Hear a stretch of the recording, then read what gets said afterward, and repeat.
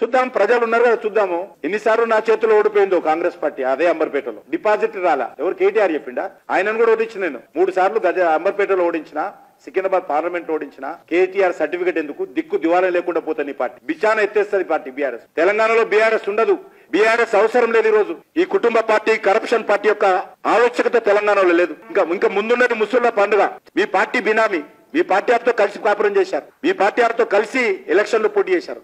ముఖ్యమంత్రి కుటుంబంతో పార్ట్నర్స్ ఇల్లు రికార్డు ఉంది, నేను చెప్పలేను, రికార్డు చెప్పిన.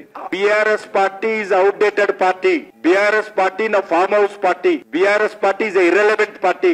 లోక్ సభలో ఏ ఒక్క ఓటు బీఆర్ఎస్ కేసినా అది చెత్త కుప్పర వేసినట్టే. ఇంకా వేరే మామూలైతే గట్టిగా అంటారు. కాబట్టి ఎక్కడ కూడా బీఆర్ఎస్ పార్టీ ఆవశ్యకత ఈ యొక్క వచ్చే ఎన్నికల్లో తెలంగాణలో ఎవ్వరు కూడా, ఏ ఒక్క తెలంగాణ బిడ్డ కూడా వేయడు. ఎందుకంటే ఆ ఓటు మురిగిపోతుంది, వృధా అవుతుంది. ఒక ఎంపీ, 2 ఎంపీలు గెలిచినా వాళ్ళు చేసేది ఏమి లేదు. ఢిల్లీలో ఏ లక్ష్యం వాళ్ళు ఓటేస్తే ఏ లక్ష్యం కోసం ఓటేయాలి, దేన్ని చూసి ఓటేయాలా, ఎందుకు ఓటేయాలా, ఏం సాధిస్తారు వాళ్ళు, ఏం మాట్లాడతారు వాళ్ళు. కాబట్టి ఈ రోజు దేశంలో need of the hour once again is a Narendra Modi. Corruption free government, able leadership, stable government, development, image of the country, welfare schemes, infrastructure improvement, everywhere is a need of the hour of the Narendra Modi government once again. Period bar Modi Sarkar.